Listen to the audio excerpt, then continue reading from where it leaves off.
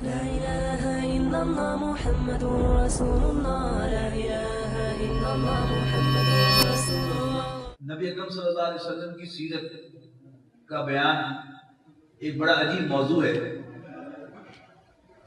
یہ ایک مسلمان کے لیے آسان ترین موضوع ہے کہ ایک مسلمان بچہ بھی سیرت النبی پر چند جملے لازماً بول سکتا ہے، لیکن ساتھ ہی یہ اتنا مشکل مضمون ہے کہ سیرت النبی پر کئی جلدوں میں کتابیں لکھنے کے بعد بھی سیرت نگار یہ کہنے پر مجبور ہوئے کہ حق تو یہ ہے کہ حق ادا نہ ہوا. نبی اکرم صلی اللہ علیہ وسلم کی سیرت کے اتنے پہلو ہیں کہ ان کو گننا ممکن نہیں ہے. کسی اینگل سے بھی رسول اللہ صلی اللہ علیہ وسلم کی حیات طیبہ یا آپ کی شخصیت کا جائزہ لیا جائے تو انسان حیران ہو جاتا ہے کہ نبی اکرم صلی اللہ علیہ وسلم ایک یتیم کی حیثیت سے اس دنیا میں تشریف لائے. اور آپ جانتے ہیں کہ یتیم اکثر و بیشتر لاوارث ہوتا ہے اور وہ دھکے کھاتا ہے دنیا کے، لیکن یہ ایک یونیک یتیم تھے صلی اللہ علیہ وسلم کہ جن جیسا یتیم پھر پیدا نہیں ہوگا. دوسری طرف وہ ساری یتیمی کے باوجود نبی اکرم صلی اللہ علیہ وسلم ترقی، عظمت کہ اس مقام پر پہنچے جہاں پہنچنے کا کوئی دوسرا تصور بھی نہیں کر سکتا. نبی اکرم صلی اللہ علیہ وسلم کی سیرت کے پہلے 40 سال آپ کی حیات طیبہ کے وہ اللہ تعالیٰ نے اپنی کتاب میں ان 3 آیات میں بیان کیے ہیں. سورۃ الضحیٰ کی جو میں نے آپ کے سامنے تلاوت کی ہیں، اعوذ باللہ من الشیطان الرجیم، الم یجدک یتیما فآویٰ. کیا اللہ تعالیٰ نے آپ کو یتیم نہ پایا کہ بنا دے دی، پروٹیکٹ کیا. ووجدک ضالا فہدیٰ، اور آپ کو ضال پایا تو راستہ دکھا دیا. ووجدک عائلا فاغنیٰ، اور آپ کو عائل یعنی تندرست پایا تو غنی کر دیا.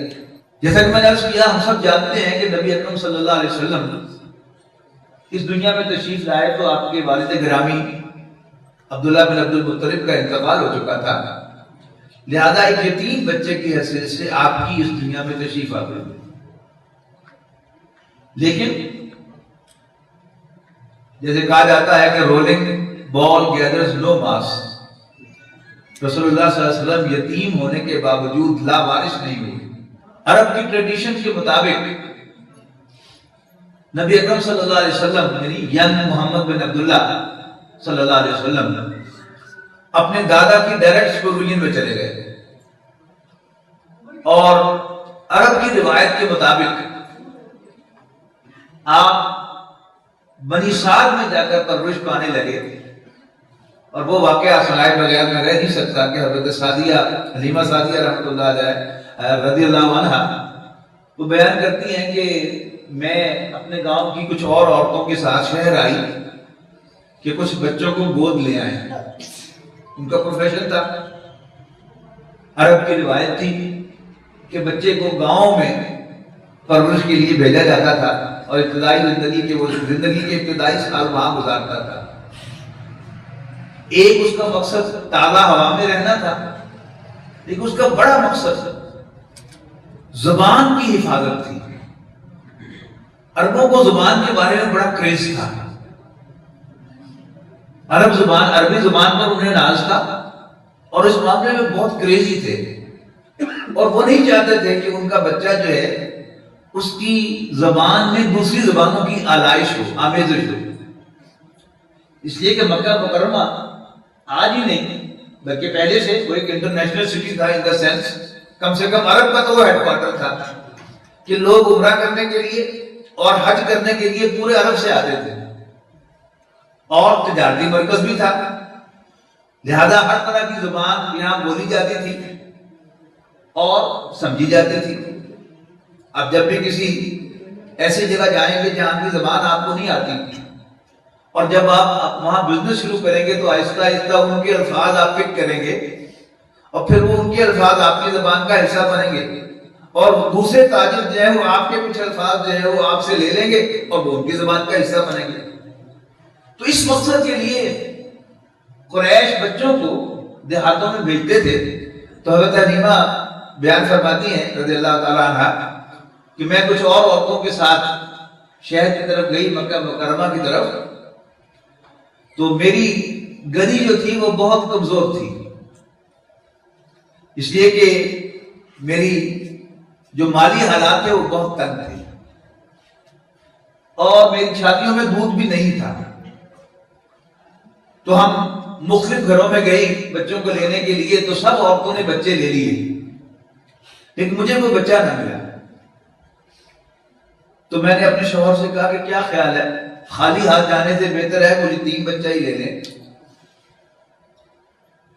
تو ہم نے محمد کو صلی اللہ علیہ وسلم حاصل کیا، اور فرماتی ہیں کہ جو ہی میں نے اس بچے کو یعنی محمد بن عبداللہ صلی اللہ علیہ وسلم کو گود لیا تو ایسا معلوم ہوا کہ میری چھاتیاں دودھ سے بھر گئی۔ اچھا، جاتے ہوئے کیا تھا کہ کیونکہ میری گدی کمزور تھی، یادہ میں پیچھے پیچھے تھی، اور باقی عورتیں مجھے پوچھ رہی تھی کہ حلیمہ جلدی کرو کیا کر رہی ہو۔ لیکن جب میں نے اس بچے کو گود لیا صلی اللہ علیہ وسلم، تو اب واپسی پر میری گدی سب سے آگے تھی۔ میری بکریاں دودھ نہیں دیتی تھی، یہ بچہ ہمارے گھر میں آیا تو ہماری بکریاں دودھ دینے لگی۔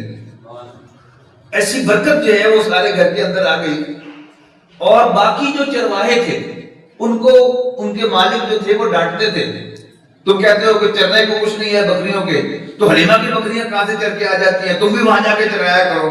کسی کو یہ اندازہ نہیں تھا کہ حلیمہ کے گھر میں کون سی برکت آئی ہے۔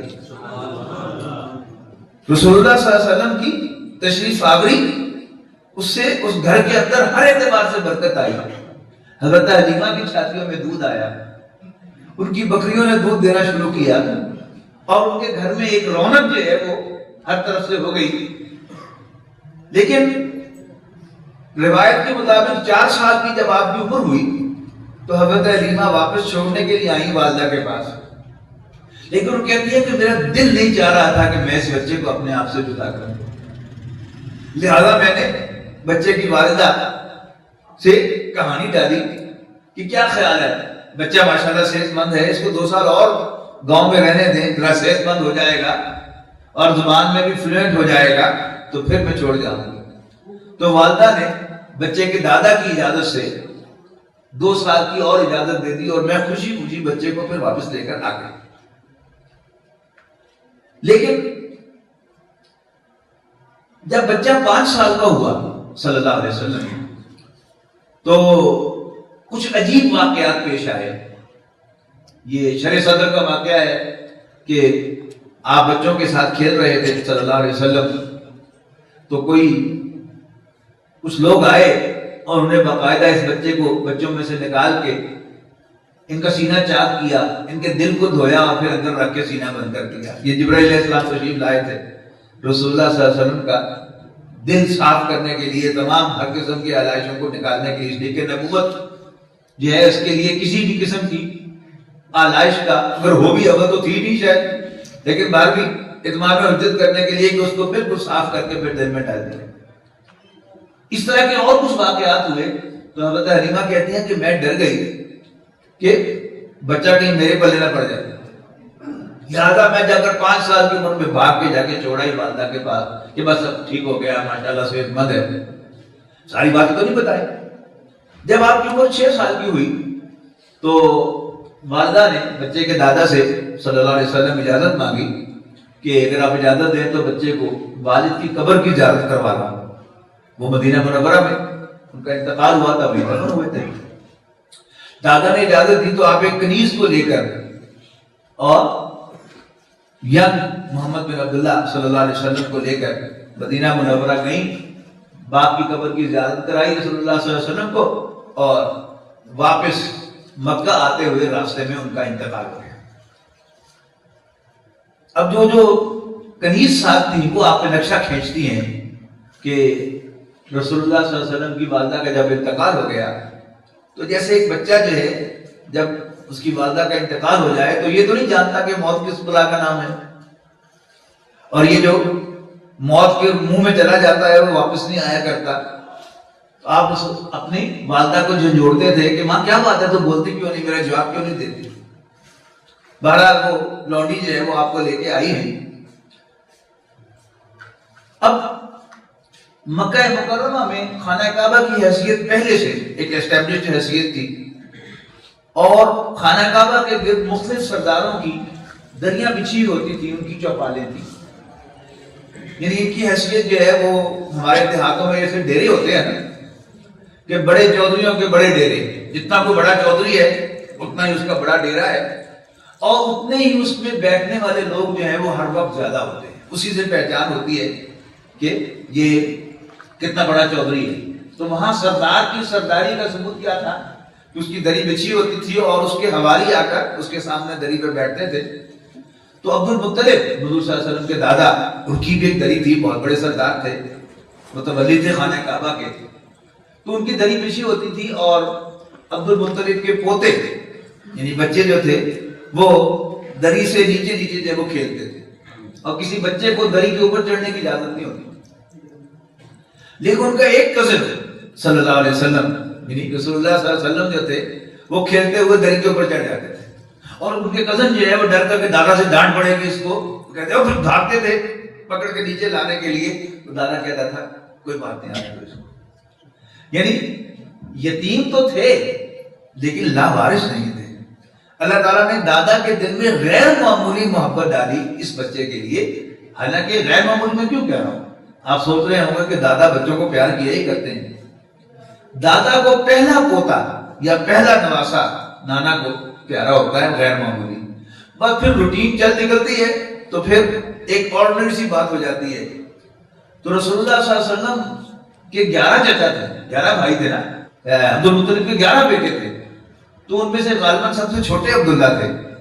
تو حضور صلی اللہ علیہ وسلم سے پہلے کتنے ہی پوتے ہوں گے عبد المطلب کے، لیکن اس پوتے کے ساتھ جو پیار تھا یہ اللہ تعالیٰ نے خاص طور پر یہ جو یہاں فرمایا نا علم یجد کا یتیمن فآوا، کیا اللہ تعالیٰ نے آپ کو یتیم نہ پایا کہ پروٹیکٹ کیا، پناہ دی.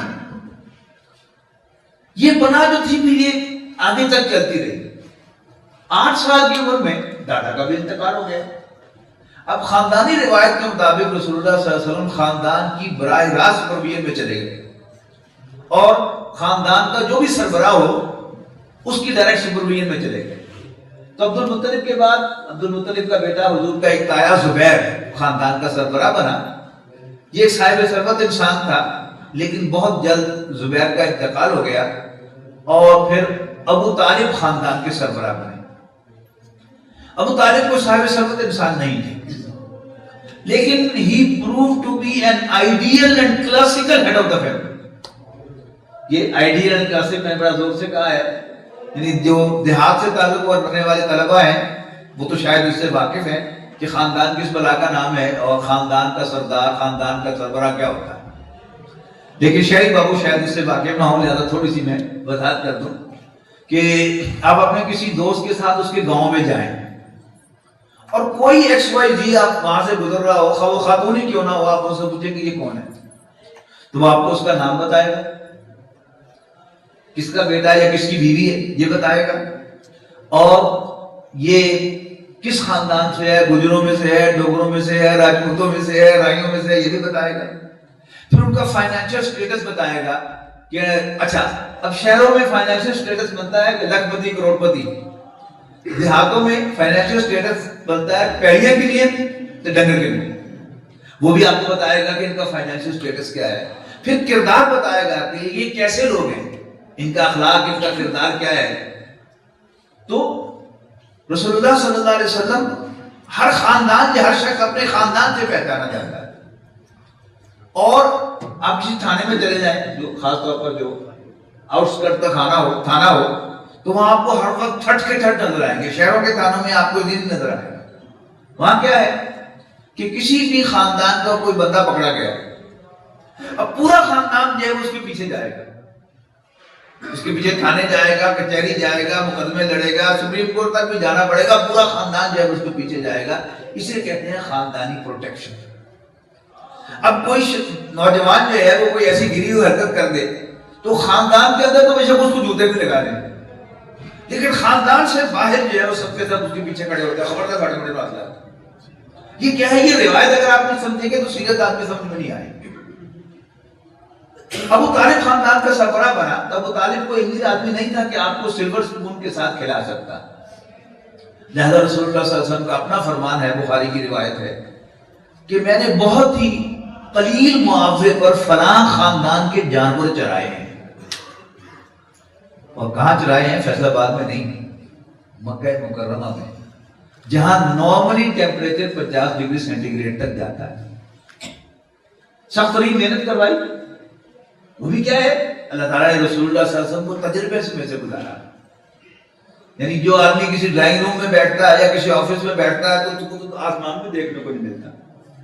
اللہ تعالیٰ رسول اللہ صلی اللہ علیہ وسلم کو اس تجربے میں سے گزارنا چاہتا تھا. کھول آپ زمین دیکھ، فلک دیکھ، فضا دیکھ، مشرق سے ابھرتے ہوئے سورج کو ذرا دیکھ.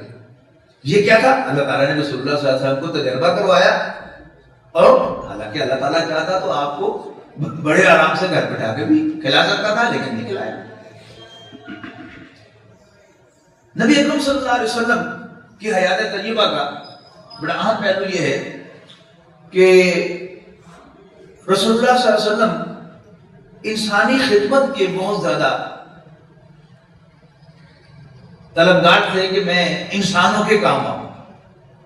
لیکن چونکہ آپ تندرست انسان تھے لہذا آپ کے پاس یہ پیسے تو تھے نہیں کہ آپ بھوکوں کو کھانا کھلاتے اور غریبوں کی مدد کرتے. جس کے بعد کپڑے نہ ہو تو کپڑے پہناتے. لہذا نبی اکرم صلی اللہ علیہ وسلم نے بچپن میں بھی بغیر پیسوں کی خدمت کے لیے 2 کام منتخب کیے جس میں پیسہ نہیں لگتا. وہ کیا تھے؟ یتیموں کی سرپرستی، بیواؤں کی خبرگیری. یتیم کی اصل ضرورت پیسہ نہیں ہوتا. شفقت و محبت ہوتی ہے ماں باپ کی.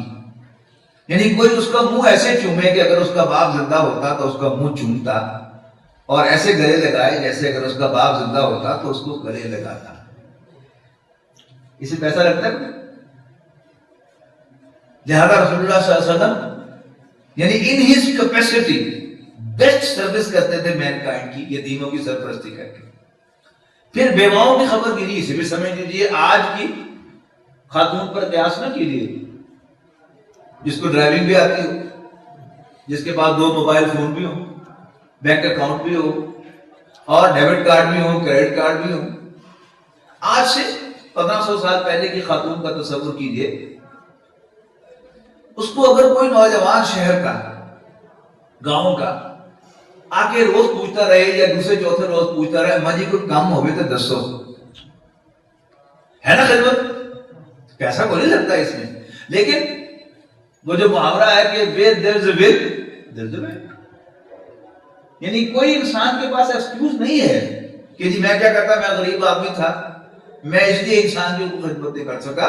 رسول اللہ صلی اللہ علیہ وسلم نے جو پیٹرن سیٹ کیے ہیں، آپ نے جو ٹریڈیشن سیٹ کیے ہیں، وہ بہت وائڈ اسپریڈ ہے. زندگی کی کسی گوشے میں چلے جائیں آپ کو رسول اللہ صلی اللہ علیہ وسلم کی سنت اور آپ کی ٹریڈیشن ملے گی کہ جس سے مجھے اور آپ کو انشاءاللہ روشنی ملے گی، رہنمائی ملے گی. نبی اکرم صلی اللہ علیہ وسلم کے لیے اللہ تعالیٰ نے ایک اور بہت خوبصورت انتخاب کیا.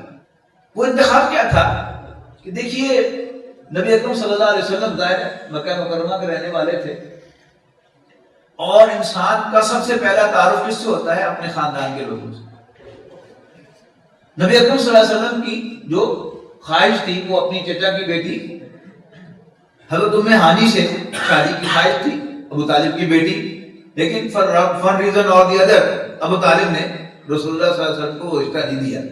اگرچہ ایسا میں بات عرض کروں گا کہ رسول اللہ صلی اللہ علیہ وسلم کی پروٹیکشن کا جو حق انہوں نے ادا کیا ہے وہ بھی شاید تاریخ انسانی میں آپ کو کوئی اور مثال نہ ملے کہ کوئی خاندان کا سربراہ اپنے خاندان کے بچے کے لیے اتنی قربانیاں دے جتنی ابو طالب نے دی. لیکن بارہ کوئی ریزن ہوگی کہ جس کے لیے ابو طالب نے ام ہانی کا رشتہ نہیں دیا، اور وہ ریزن بھی بتا ہی دوں آپ کو اس لیے کہ اللہ تعالیٰ نے حضور صلی اللہ علیہ وسلم کے لیے حضرت خدیجہ کو ٹرین کروایا ہوا. یہ ٹرین کیا ہے؟ یعنی آپ ابھی نوجوان ہیں تو آپ کے ذہن میں تو شاید یہی آتا ہوگا کہ شادی کا مقصد سیکس ہے.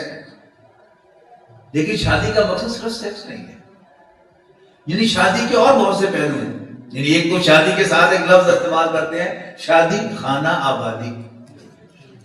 پھر بیوی کے لیے ایک بڑا خوبصورت لفظ استعمال کیا جاتا ہے رفیقہ حیات. یعنی یہ سیکس سے ہٹ کر شے ہے. پھر مرد کی جو ضروریات ہیں ان میں صرف سیکس ہی نہیں ہے. مرد کی بہت سی ضروریات ہیں جو جتنی سیاਣੀ عورت ہوگی اتنی زیادہ جو ہے وہ ان ضروریات سے واقف ہوگی اور وہ اپنے شوہر کو خوش رکھے گی. حضرت خدیجہ رضی اللہ تعالیٰ نے وہ 2 دفعہ بیوہ کیوں کروایا اللہ تعالیٰ نے؟ It wasn't a chance. It wasn't an accident کہ حضور صلی اللہ علیہ وسلم کو کوئی کنواری لڑکی نہیں ملی.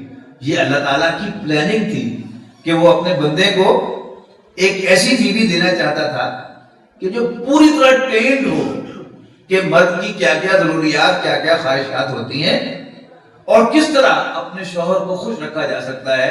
تو یہ ٹرینڈ خاتون اللہ تعالیٰ نے رسول اللہ صلی اللہ علیہ وسلم کے نکاح میں دی. واقعہ تو آپ کو معلوم ہے, وقت نہیں ہے کہ میں اب تفصیل میں دوبارہ جاؤں, کہ رسول اللہ صلی اللہ علیہ وسلم کے پاس چونکہ پیسے نہیں تھے, عام طور پر سیرت نگاروں نے یعنی سرسری طور پر کہہ دیا کہ آپ نے تجارت شروع کر دی. تجارت کو پیسے سے ہوتی ہے, آپ کے پاس تو سرمایہ تھا ہی نہیں, آپ بزنس کے تجارت کے پیشے سے وابستہ ہوئے, آپ تاجر نہیں تھے, آپ لوگوں کا مال لے کے جاتے تھے اور اسے بیچتے تھے. اور تاریخ انسانی میں پہلی دفعہ یہ ہوا کہ کوئی بیچنے والا, مال بیچنے والا اپنے مال کا نقص بتا کر بیچے اور مال بیچنے کے لیے بھی جھوٹ نہ بولے. نبی اکرم صلی اللہ علیہ وسلم کی شہرت ہو گئی پورے شہر میں کہ یہ ہاشمیوں کا یہ نوجوان عبداللہ کا بیٹا محمد صلی اللہ علیہ وسلم یہ مال بیچنے کے لیے بھی جھوٹ نہیں بولتا اور مال کا نقص پہلے بتا کے بیچتا ہے.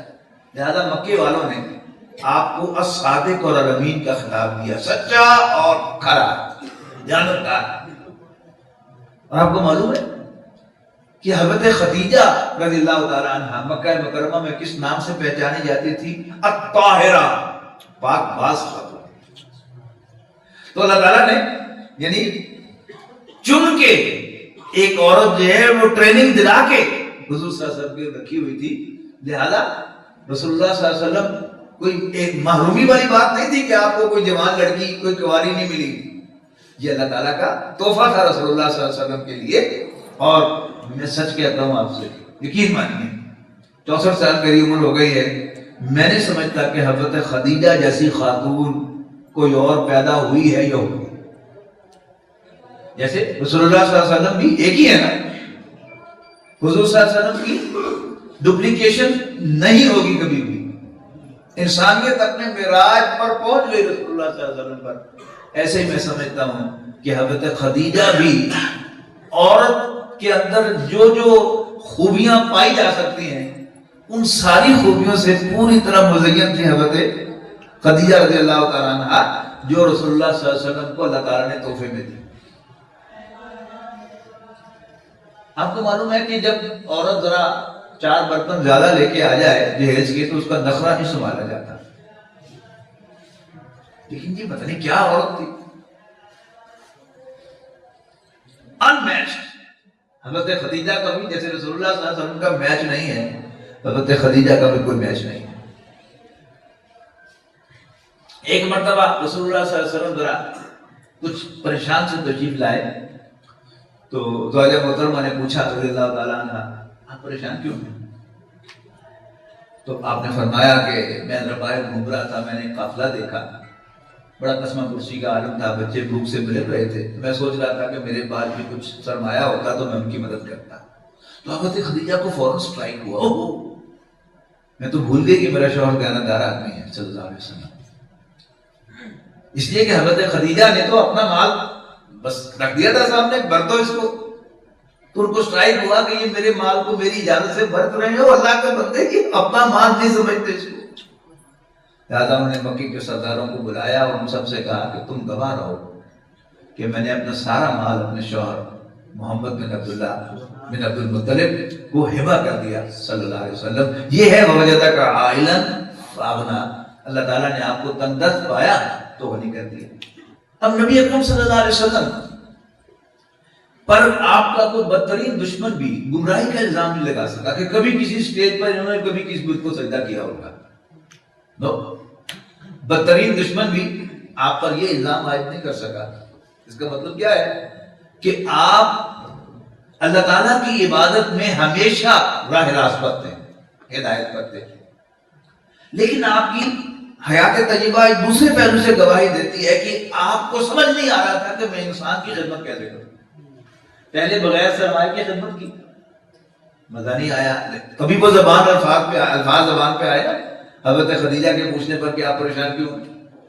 انہوں نے سارا مال دے دیا. اس کا مطلب کیا ہے کہ اب آپ نے حضرت خدیجہ کے مال کو انسانی خدمت کے لیے صرف کرنا شروع کر دیا ہوگا. انڈرسٹوڈ ہے؟ لیکن ایسا معلوم ہوتا ہے کہ نبی اکرم صلی اللہ علیہ وسلم کو سیٹسفیکشن نہیں ہوئی، اس لیے کہ پھر آپ نے حلف الفضول جائن کیے. حلف کہتے ہیں اوتھ کو، اور فضول یہ معلوم ہوتا ہے کہ فاضل سے نکلا ہے. اکثر سیرت نگاروں نے کہا ہے کہ یہ فضل سے نکلا ہے. اس میں بہت سے فضل نامی شخص شریک تھے، فضل بن عبداللہ، فضل بن عباس، فضل بن فلاں. تو سوال یہ ہے کہ حضور صلی اللہ علیہ وسلم کا نام تو فضل نہیں تھا، آپ کا نام تو محمد تھا صلی اللہ علیہ وسلم. تو یہ فضول جو ہے یہ فاضل سے ہے، یعنی ایڈیشنل والنٹیئر ورک. یعنی ایک انسان کا بزنس ہوتا ہے اور ایک اس کی کوئی والنٹیئر آرگنائزیشن کے ساتھ اٹیچمنٹ ہوتی ہے. تو یہ والنٹیئر آرگنائزیشن تھی، اس کا موٹو کیا تھا؟ ہم بھوکوں کو کھانا کھلائیں گے، جب کوئی مدد کو پکارے گا تو اس کی مدد کو پہنچیں گے، اور ظالم کا ہاتھ روکیں گے، وغیرہ وغیرہ. اب ایسی آرگنائزیشن جو ہوتی ہیں بڑی قابل رحم ہوتی ہیں، مجھے تو ان پر بہت رحم آتا ہے. آپ ان کے دفتروں میں جائیں، ان کے ہیڈ کوارٹرز میں جائیں، پہلے چارٹ لگے ہوئے ہوتے تھے جب ہم جوان تھے. اب ڈیجیٹل ڈسپلے ہوگا کہ ہماری آرگنائزیشن دن دگنی رات دگنی ترقی کر رہی ہے. ثبوت کیا ہے؟ ہماری آرگنائزیشن 2010 میں بنی تھی اور پہلے ہی سال ہم نے 500 بھوکوں کو کھانا کھلایا تھا. اگلے سال ہم نے 2000 بھوکوں کو کھانا کھلایا، اور اب ہم لاکھوں کو کھانا کھلاتے ہیں. اب میرے جیسا آدمی چھوٹے آئی کیو کا بڑا انٹرسٹ ہوتا ہے اور کہتا ہے میرا بھی سر ڈال. لیکن آج جس کا تذکرہ کرنے کے لیے اور جن کی سیرت کے بیان کا شرف حاصل کرنے کے لیے ہم یہاں اکٹھے ہوئے ہیں، وہ نوع انسانی کے ذہین ترین فرد تھے صلی اللہ علیہ وسلم. لہذا وہ پریشان ہو گئے. یہ کچھ گین کر رہے ہیں، لوز کر رہے ہیں. پہلے سال 500 بھوکوں کو کھانا کھلایا تھا، اس کا مطلب ہے کہ پہلے سال کمیونٹی میں بھوکے 500 تھے، اگلے سال 2000 ہو گئے، اور اب لاکھوں میں فگر چلی گئی. تو یہ کچھ گین ہو رہا ہے یا لوز ہو رہا ہے؟ دیکھیے، ایک شخص کے بچے اس کی بات نہ مانتے ہو، بیوی جو ہے وہ روڈ ہو، اس کے ساتھ روڈلی پیش آتی ہو، اور وہ مسجد میں جا کے تسبیحاں پھیرے، اذانیں دے، یا کسی غار میں جا کر اللہ اللہ کرے، تو بڑی آسانی سے بات سمجھ میں آتی ہے.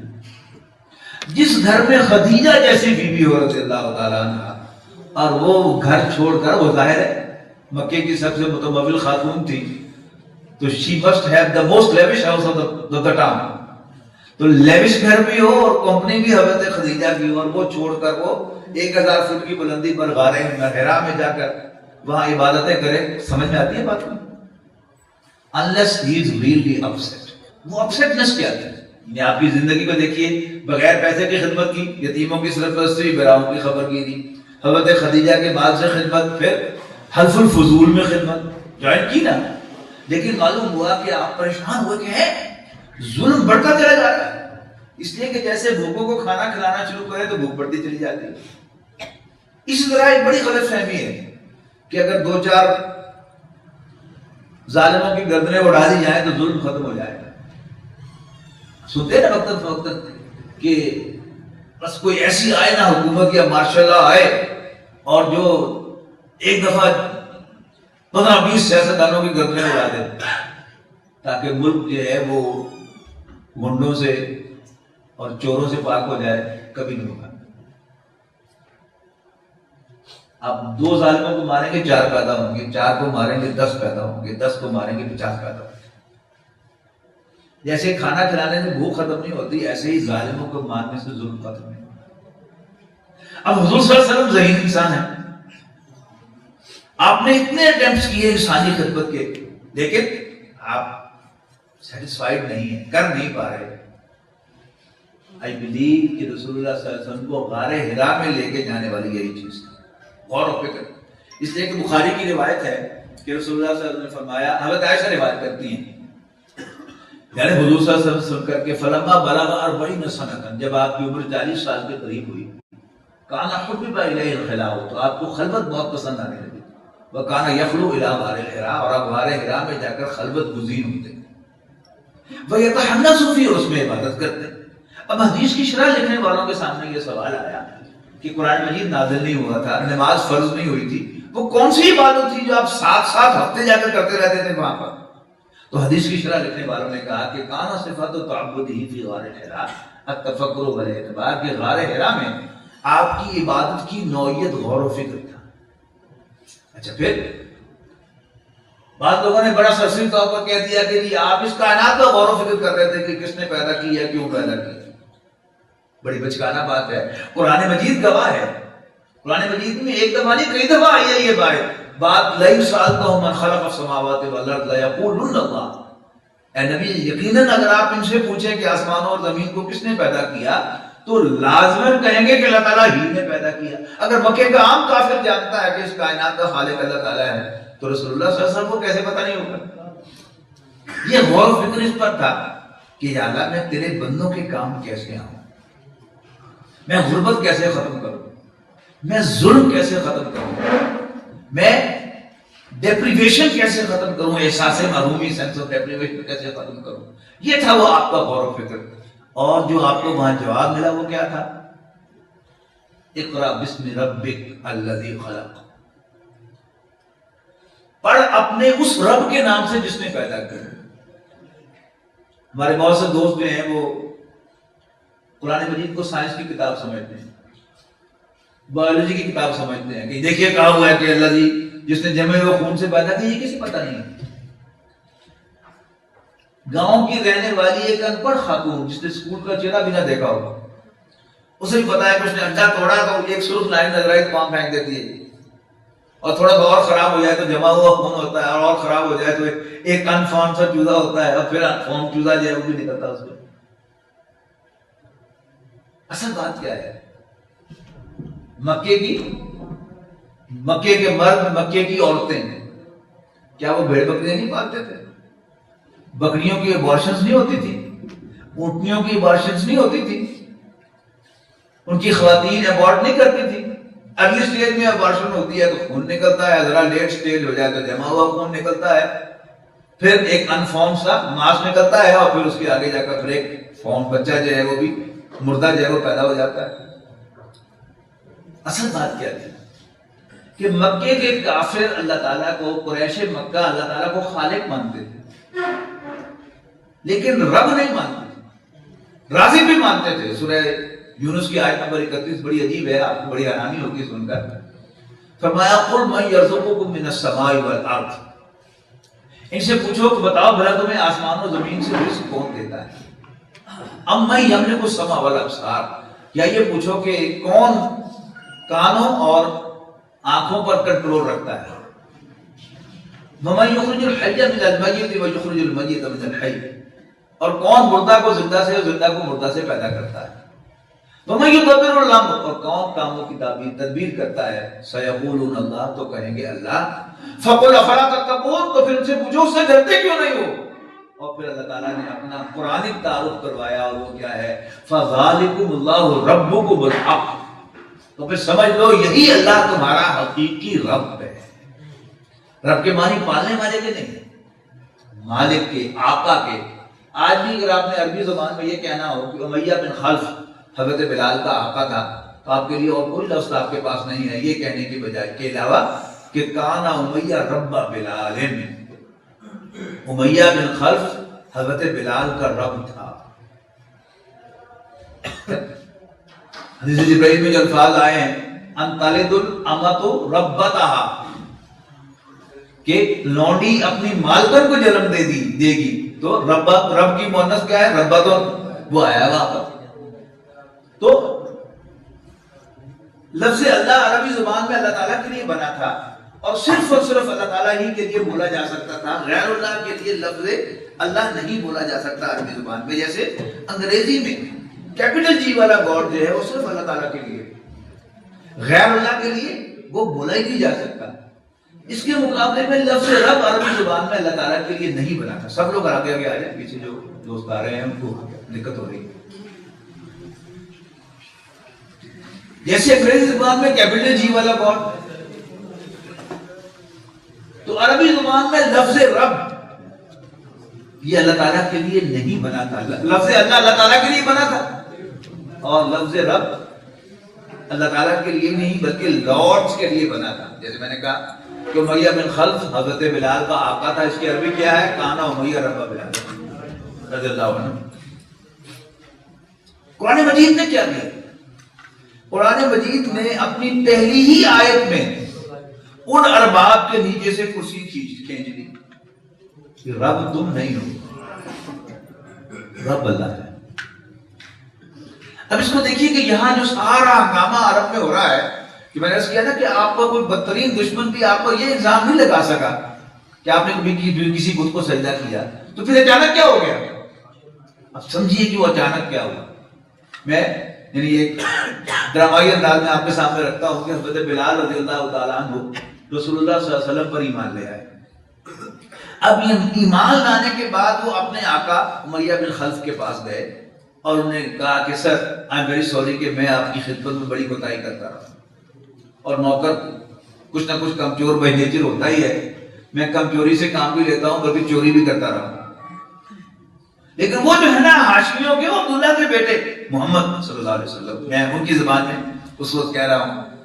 لیکن ہم تو حضور کے لیے درود بھیجیں گے، لیکن اس وقت تو ظاہر ہے کہ جب مکے کے قریش حضور کا ذکر کرتے ہوں گے تو وہ محمد صلی اللہ علیہ وسلم تھوڑا کہتے ہوں گے. ٹھیک ہے، تو انہوں نے کہا ہوگا کہ وہ جو عبداللہ کے بیٹے ہیں نا، عبد المطلب کے پوتے، انہوں نے مجھے کہا ہے کہ جھوٹ نہ بولا کرو. انہوں نے کہا ہے کہ چوری نہ کیا کرو. انہوں نے کہا ہے کہ چیٹ نہ کیا کرو، کم چوری بھی نہ کیا کرو. لہذا آج سے میں آپ کی خدمت بڑی دیانتداری سے کیا کروں گا. تو امیہ بن خلف کو خوش ہونا چاہیے تھا نا اس بات پر کہ بلے محمد صلی اللہ علیہ وسلم کہ اس نے میرا کھوٹا سکہ کھڑا کر دیا. لیکن حضرت بلال رضی اللہ تعالیٰ عنہ نے اپنی بات جاری رکھتے ہوئے فرمایا ہوگا لیکن اب آپ میرے رب نہیں ہیں، آپ میرے مخدوم ہیں، میں آپ کی خدمت دیانتداری سے کیا کروں گا، لیکن آپ میرے رب نہیں ہیں. اب کیا ہونا چاہیے اس کا ریئیکشن؟ ہاؤ ڈیئر یو سے دیٹ. اور پھر تشدد شروع کیا اور بار بار کیا پوچھتا تھا؟ اب بتا تیرا رب کون ہے؟ کچھ اور ٹھکانے آئے تیرے؟ اب بتا تیرا رب کون ہے؟ حضرت بلال کہتے تھا تو نہیں ہے، احد ایک ہی احد. پھر پٹائی کرتا تھا، تشدد کرتا تھا، پھر پوچھتا تھا کچھ اور ٹھکانے آئے تمہارے؟ کون ہے تیرا رب؟ وہ کہتے تھے احد ایک ہے، تو نہیں. تو اصل جو لڑائی کا جو معاملہ تھا وہ یہاں پہ شروع ہوا. دوسری بات یہ ہے کہ یہ نفسیات کا ایک بڑا نقطہ ہے کہ کسی کو نیک، شریف، دیانتدار، سچا ماننا یہ اور چیز ہے، لیکن سردار ماننا it's an entirely different thing. ابو جہل سے کسی نے پوچھا پرائیویٹ محفل میں کہ کیا واقعی محمد جھوٹ کہہ رہے ہیں صلی اللہ علیہ وسلم؟ انہوں نے کہا نہیں. تو کہنے والے کہا کہ پھر ہم مخالفت کیوں کر رہے ہیں؟ اس نے کہا اصل معاملہ یہ ہے کہ ہمارے اور بنو ہاشم کے درمیان ہمیشہ مسابقت رہی ہے، کمپٹیشن. مجھے میں نے کہا نا کہ دیہاتوں میں رائیاں دے کار، گجرا دے کار، راجپوتا دے کار، ان کے درمیان کیا ہے؟ مسابقت. تو ہمارے اور بنو ہاشم کے درمیان ہمیشہ مسابقت رہی ہے. انہوں نے حاجیوں کو پانی پلائے تو ہم نے بڑھ کر لگائے، انہوں نے خیمے لگائے تو ہم نے بڑھ کر لگائے، انہوں نے یہ کیا تو ہم نے یہ کیا. اگر آج ہم محمد کو صلی اللہ علیہ وسلم اللہ کا نبی مان لیں، اللہ کا رسول مان لیں، تو اس کا مطلب یہ ہے کہ ہم ہمیشہ ہمیشہ کے لیے بنو ہاشم کے غلام ہو جائیں گے، یہ نہیں ہو سکتا۔ کوئی گجر راجپوت کے، کوئی راجپوت کسی ارائی کے، اور کسی ارائی کسی جاٹ کے تھلے لگنے کو تیار نہیں ہے۔ تو مخالفت کی وجہ، یعنی یہ ساری چیزیں میں آپ لوگوں کو بتا رہا ہوں، آپ سب یہ باتیں جانتے ہیں۔ جب تک آپ اس کو سیرت النبی میں فٹ نہیں کریں گے صلی اللہ علیہ وسلم، تو آپ کو سیرت النبی سمجھ میں نہیں آئے گی۔ بہرحال دوسری بات یہ انہیں، یعنی پہلی بات تو اللہ تعالیٰ بطور رب ایکسیپٹیبل نہیں تھا، بطور خالق مانتے تھے۔ دوسری بات کہ میاں ٹھیک ہے، نیک آدمی ہے، شریف آدمی ہے، جھوٹا نہیں ہے، سچا ہے، دیانتدار ہے، لیکن رسول نہیں ہے۔ تیسری بات یہ جو کہتا ہے صلی اللہ علیہ وسلم کہ یہ زندگی کل زندگی نہیں ہے، مرنے کے بعد تم دوبارہ اٹھائے جاؤ گے، یہ اس بات ہماری سمجھ میں نہیں آتی۔ اذا متنا وکنا ترابا، کیا بھلا جب ہم مر جائیں گے، مٹی ہو جائیں گے، اینا لفی خلق جدید، تو کیا پھر ہم نئے سرے سے اٹھائے جائیں گے؟ ہائی ہاتا لنمات ہوا تو نو وے ممکن نہیں، ہو نہیں سکتا جدھر تم ہمیں بلا رہے ہیں۔ اس کو ذرا اپنی زبان میں بھی سمجھ لیں۔ آپ ایگری سائنس کے اسٹوڈنٹ ہیں، بایولوجی پڑھتے ہیں، اور ایک بایولوجی کا اسٹوڈنٹ بلیو کرتا ہے کہ سیل جب ایک دفعہ ڈیڈ ہو جائے تو دوبارہ زندہ نہیں ہوتا۔ تو اب ہمیں جب یہی چیز ہم میں آئے گی تو کیا ہوگی؟ ہاں حضور صلی اللہ علیہ وسلم کی بڑی خدمات ہیں، بہت عظیم تھے، ان کے لیے ہم کتاب لکھنے کو تیار ہیں، لیکن یہ بھی کرنے کو تیار ہیں، اور ہم ان کے لیے شعر بھی کہنے کو تیار ہیں، لیکن یہ بات سمجھ میں نہیں آتی کہ مردہ کیسے زندہ ہوگا۔ حالانکہ ایمان کا تعلق کیا ہے کہ جب رسول اللہ صلی اللہ علیہ وسلم کو اللہ کا رسول مان لیا تو پھر کوئی بات سمجھ میں آئے یا نہ آئے، بندہ مومن کے لیے کوئی چوائس نہیں ہے کہ وہ رسول اللہ صلی اللہ علیہ وسلم کی لائی ہوئی کسی بات کا انکار کرے۔ یعنی ہماری عقائد کی کتابوں میں جو ایمان کی تعریف آئی ہے وہ آئی اس طرح ایسی ہے کہ الایمان تصدیق بما جاء به النبی صلی اللہ علیہ وسلم۔ ایمان نام ہے ہر اس بات کو سچا ماننے کا جو حضرت محمد صلی اللہ علیہ وسلم اللہ کے رسول کی حیثیت سے لے گئے۔ اور میں یہ بھی بتاتا چلوں کہ یہ جو آندھیاں چلتی ہیں جو بڑے بڑے درختوں کو کھاڑ کے لے جاتی ہیں، اسی طرح الہاد کی بھی آندھیاں چلتی ہیں، اور وہ الہاد کی آندھی جو ہے وہ ایک ڈائریکشن میں نہیں چلتی، کئی ڈائریکشن میں چلتی ہے، لیکن ان سب کا اگر آپ غور سے فوکس دیکھیں گے تو فوکس کیا ہوگا؟ وہ رسول اللہ صلی اللہ علیہ وسلم کی رسالت کا انکار یا آپ کی ختم نبوت کا انکار ہوگا۔ میں اب آپ سے ایک سوال کروں گا کہ دین اسلام کو ایک لفظ میں بیان کریں تو آپ بیان کر سکتے ہیں؟ ایک لفظ میں بیان کیا جائے، عام طور پر کو کہ میں نے تو بات تمہید باندھ لیا تو آپ سمجھ گئے ہیں، ورنہ اگر میں یہ تمہید نہ باندھی ہوتی تو ویسے آپ سے سوال پوچھتا کہ اسلام کو ایک لفظ میں بیان کریں تو میں سمجھتا ہوں کہ شاید آپ میں سے 90% لوگ کہتے ہیں کہ اسلام دین توحید ہے۔ ایسا ہی ہوتا، لیکن اصل بات کیا ہے کہ اسلام کی تعلیمات میں سر فہرست توحید ہے، لیکن اسلام دین محمد ہے صلی اللہ علیہ وسلم کی عادت۔ آپ جوئش ویب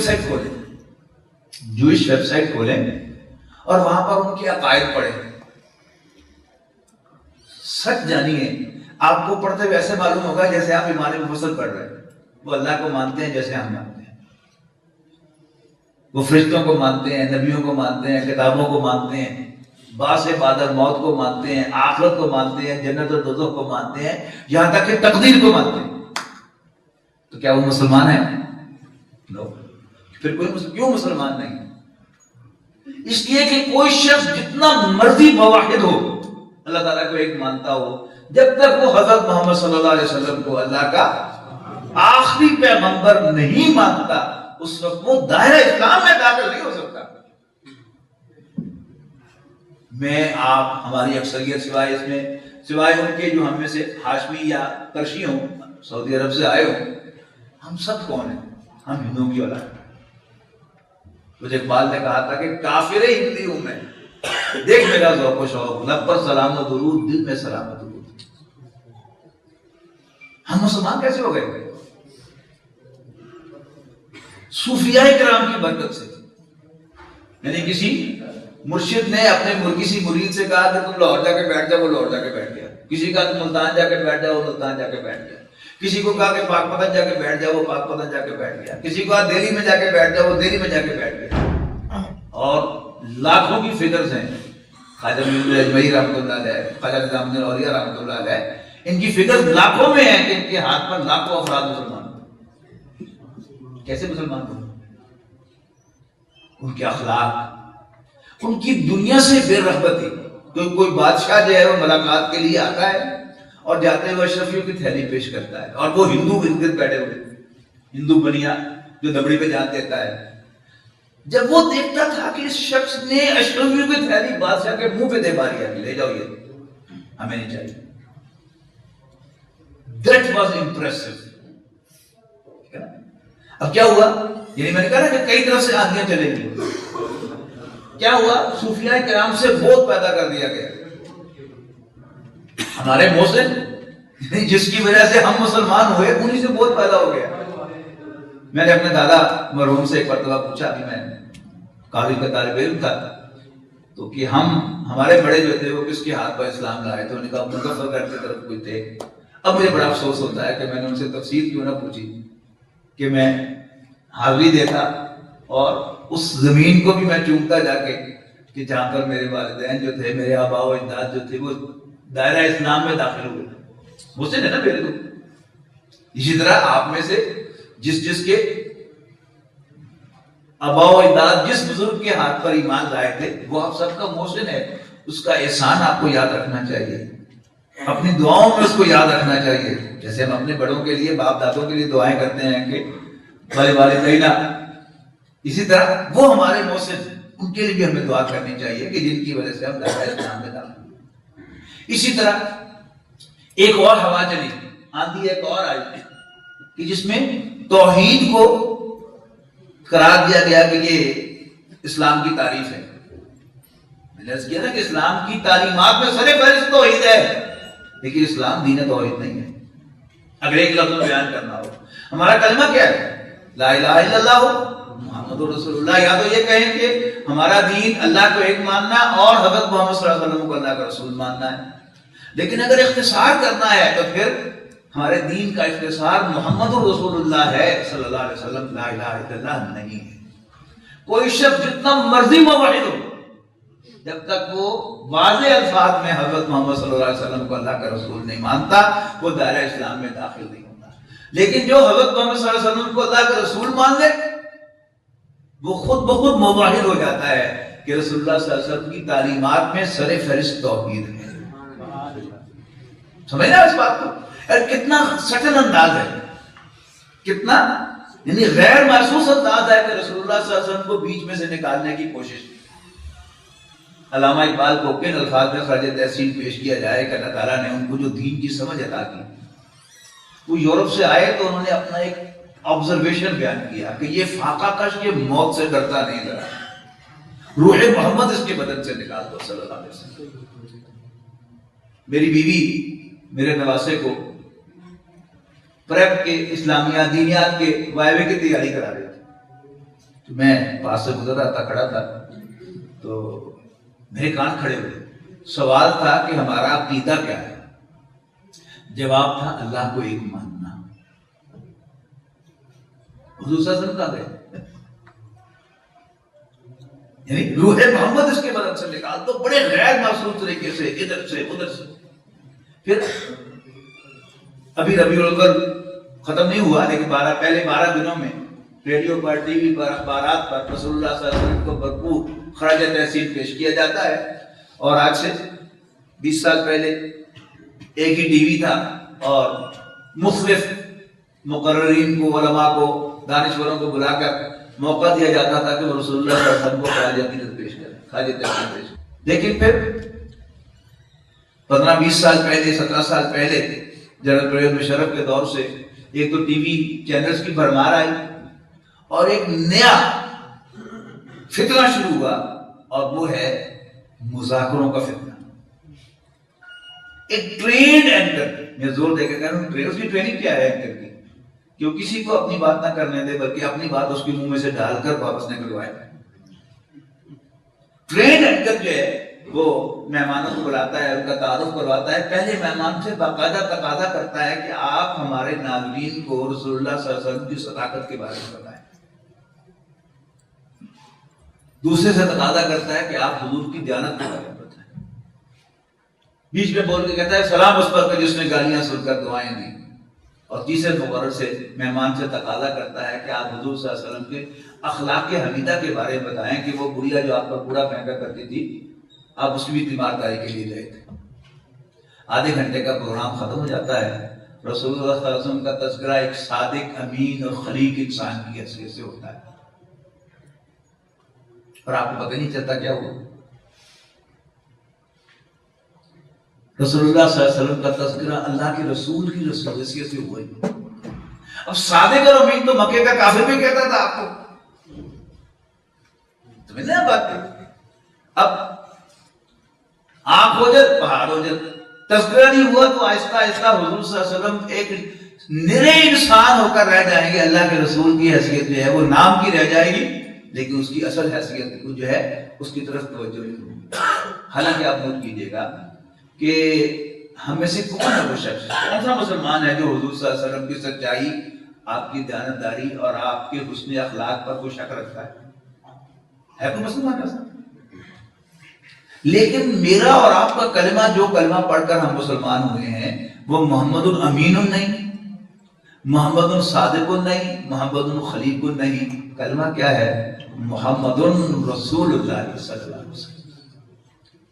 تو اللہ تعالیٰ نے رسول اللہ صلی اللہ علیہ وسلم کو یعنی اس مشکل کا حل بتایا۔ یہ جو آپ انسانوں کی خدمت کرنا چاہتے ہیں، یہ خدمت نہ پیسے بانٹنے سے ہوگی، نہ بھوکوں کو کھانا کھلانے سے ہوگی، نہ ظالموں کو مارنے سے ہوگی، اور نہ غریبوں کو اکٹھا کرنے سے، ان کی آرگنائزیشن سے بنانے سے ہوگی، نہ بھوکوں کو بلانے سے ہوگی، اور نہ ظالموں کو للکارنے سے ہوگی، بلکہ وہ ہوگی تین نظریات کو لے کر آپ آئیے پبلک میں۔ پہلا نظریہ ہے کہ وہ اللہ جس کو تم خالق مانتے ہو وہ تمہارا رب ہے، مالک ہے، لارڈ ہے۔ دوسرا نظریہ، میں اس کا بھیجا ہوا رسول ہوں اور میری رسالت کے دلیل قرآن مجید ہے۔ اور تیسرا نظریہ، یہ زندگی کل زندگی نہیں۔ رسول اللہ صلی اللہ علیہ وسلم نے اس نظریے کو دمکے کی چوٹ بیان کیا کرتے رہے۔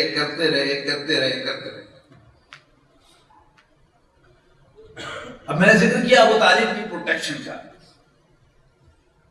باقی اس میں کوئی شک نہیں ہے، اس جیسا پروٹیکٹر بھی اپنے کسی بچے کو کبھی پیدا نہیں ہوگا دنیا میں، پروٹیکٹ کرنے والا۔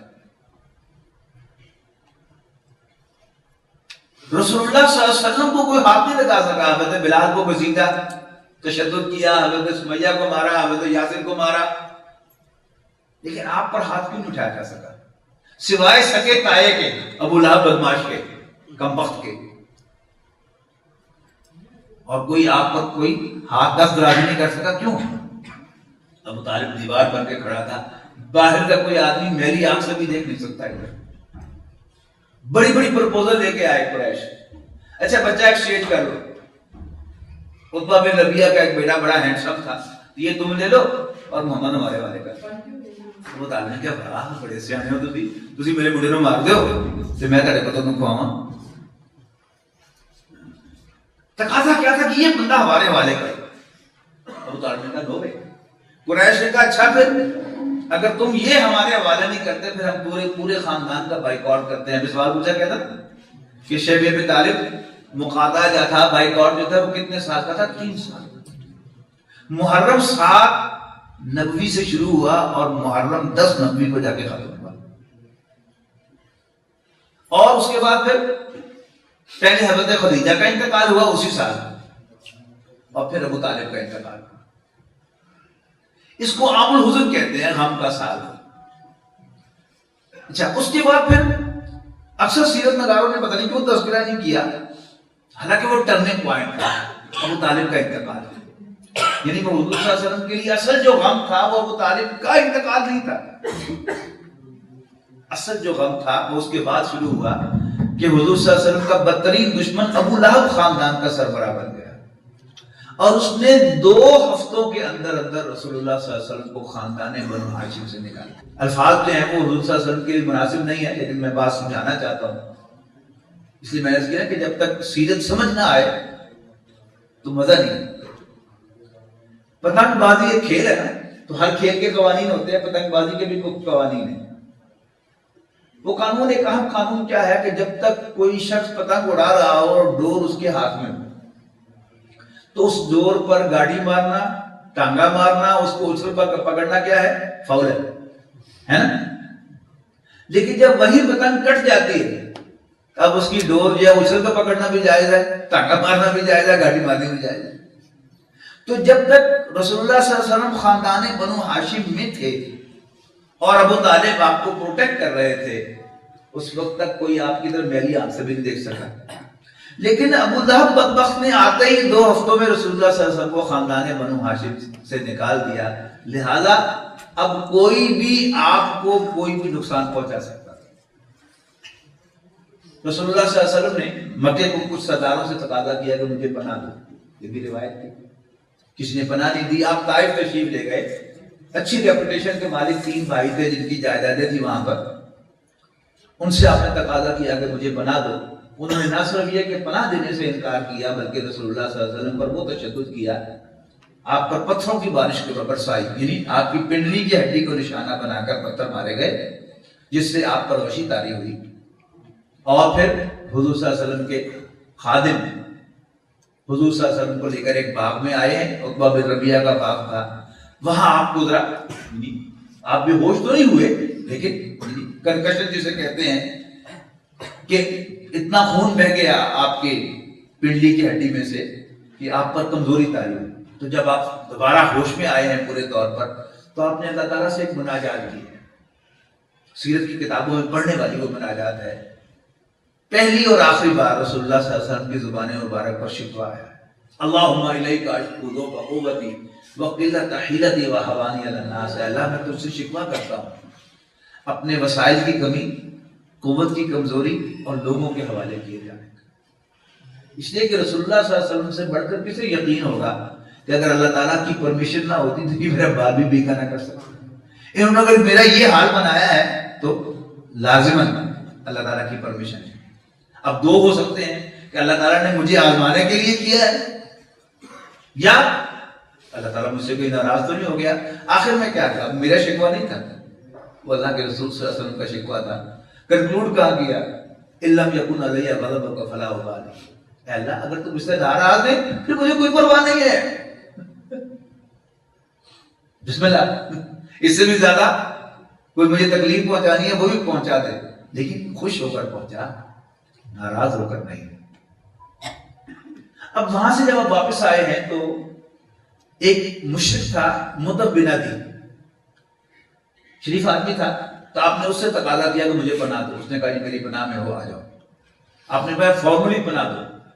تو وہ اپنے 6 بیٹوں کو مسلح کر کے لایا، ان کے گھیرے میں رسول اللہ صلی اللہ علیہ وسلم کو لے کر مکے میں داخل ہوا. یہ ایک فارمل اناؤنسمنٹ تھی کہ آج سے یہ شخص میری پناہ میں ہے. پھر اس نے آ کے حرم میں اعلان کیا. ابو جہل نے کہا کہ تم نے اچھا نہیں کیا، لیکن وہ اپنی روایت کے بڑے پکے تھے. since we have done it تو we have to accept it.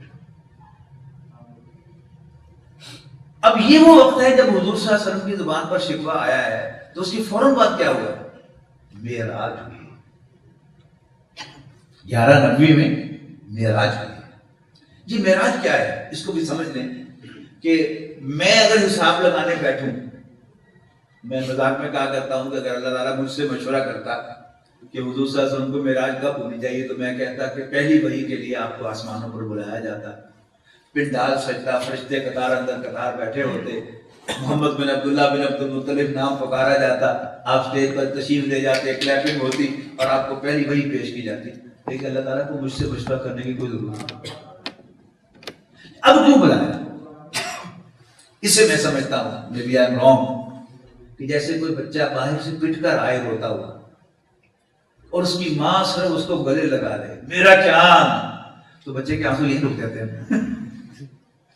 تو چونکہ رسول اللہ صلی اللہ علیہ وسلم کی زبان پر شکوہ آیا, آپ کے آنسو نکلے, تو آپ کے رب نے آپ کو بلایا پیار کرنے کے لیے کہ میں تیرے ساتھ ہوں, تو اکیلا نہیں ہے. وقت فرصت ہے, کہاں کام ابھی باقی ہے, پورے توحید کا اتمام ابھی باقی ہے. رسول اللہ صلی اللہ علیہ وسلم تو اپنے خیال میں طائف گئے تھے نا پناہ کے لیے, لیکن اللہ تعالیٰ نے آپ کے لیے پناہ طائف میں نہیں. جیسے میں نے عرض کیا نا کہ حضرت خدیجہ کیا تھی, اللہ تعالیٰ کی بلیسنگ تھی.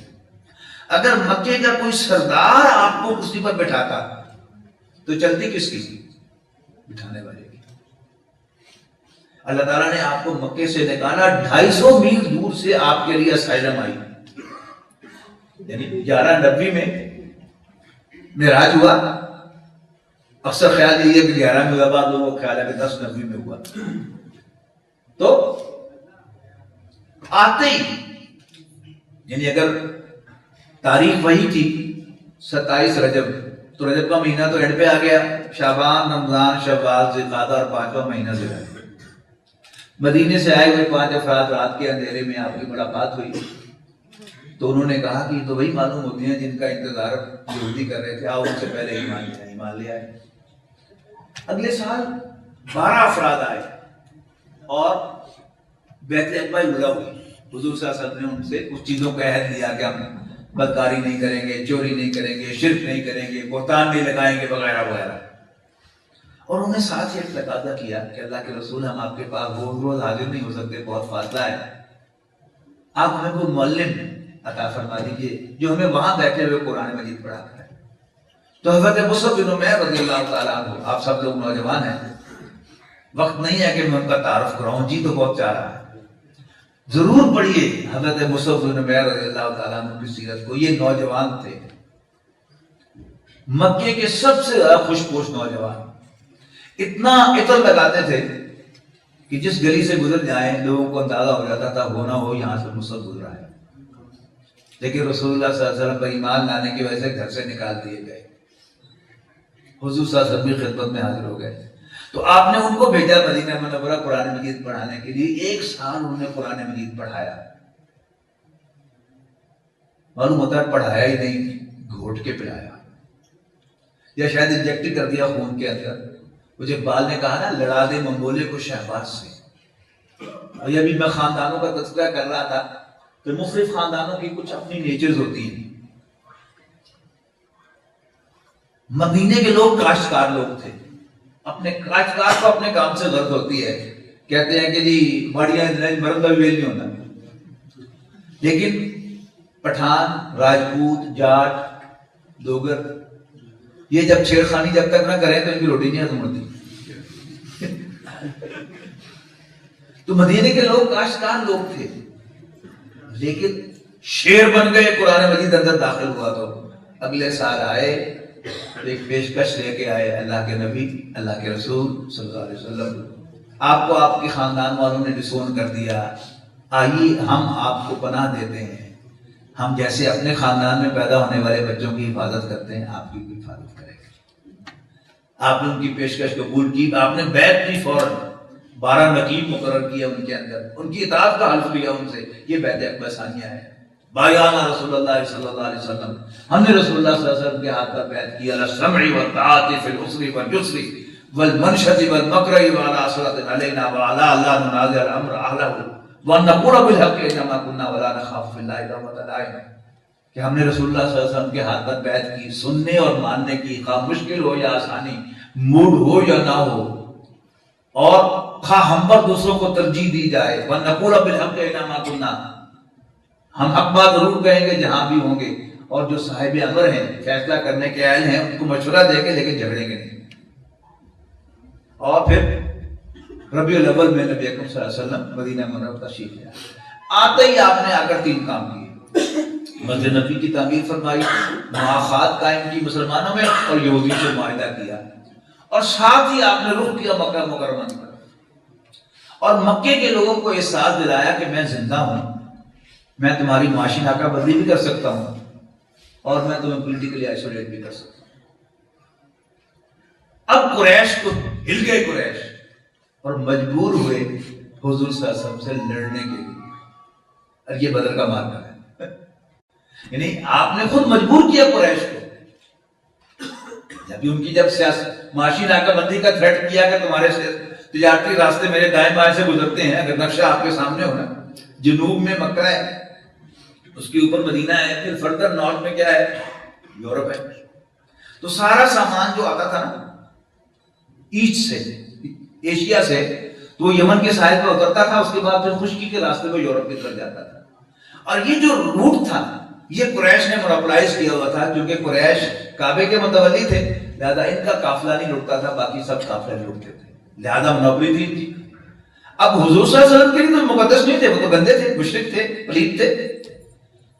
لہذا حضور صلی اللہ علیہ وسلم نے تجارتی راستوں پر اپنی موجودگی کا احساس دلایا. قریش بڑے سیانے تھے کہ یہ تو تھریٹ دے رہے ہیں ہمیں کہ ہماری معاشی ناکہ بندی کریں گے. مختلف قبیلوں کی طرف آپ نے دوستی کا ہاتھ بڑھایا. یہ کیا تھا؟ سیاسی آئسولیشن تھی. تو قریش مجبور ہوئے لڑنے کے لیے. غزوہ بدر ہو گیا، بڑی زبردست فتح اللہ تعالیٰ نے دے دی. غزوہ احد ہو گیا، غزوہ خندق ہو گیا. پھر اللہ تعالیٰ نے حضور صلی اللہ علیہ وسلم کو ایک خواب دکھایا. یہ تو بہت دلچسپ ہے، آپ وقت میں زیادہ لے رہا ہوں لیکن میں سنانا چاہتا ہوں کہ اللہ تعالیٰ کی حکمتیں دیکھیے. سب سے پہلی بات تو یہ ہے کہ ہمارے ایمان کا تقاضا ہے کہ ایک پتا بھی اللہ کی اجازت کے بغیر نہیں ہلتا. اپنے ذہن میں سے ایکسیڈنٹ کا لفظ نکال دیجیے. There is nothing like an accident in this universe. سب کچھ اللہ تعالیٰ کے کیے سے ہوتا ہے. اب دیکھیے کہ مکہ مکرمہ سے آپ کے قتل کا فیصلہ ہوا تو آپ وہاں سے آپ نکلے ہیں، مدینے کے لوگوں نے پناہ دی ہے. اس کے بعد سیکوینس آف ایونٹ کتنا تیز ہوا کہ 8 سال کے بعد مکہ فتح ہو گیا. کیسے ہوا؟